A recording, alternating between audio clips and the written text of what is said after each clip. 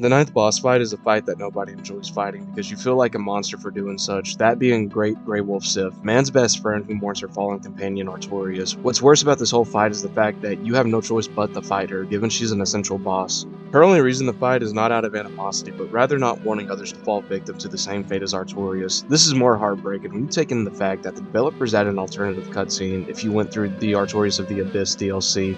Without too much spoilers, the Chosen Undead and Sif already knew each other a few centuries ago, and this alternative cutscene confirms it.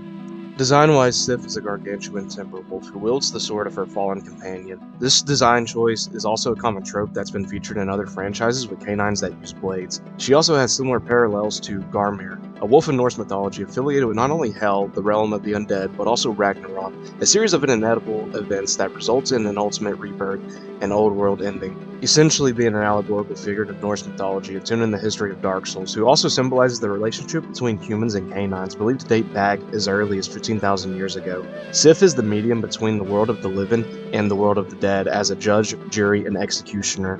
Lore-wise, Sif is the most obvious depiction of themes of Dark Souls being necessary evil. Sif was a close companion to the Knight Artorias who became the guardian of his grave after his demise, and her role is honoring the legacy of him as he was triumphant against the Abyss and preventing history from repeating itself, such as with what happened to the township of Ulasil.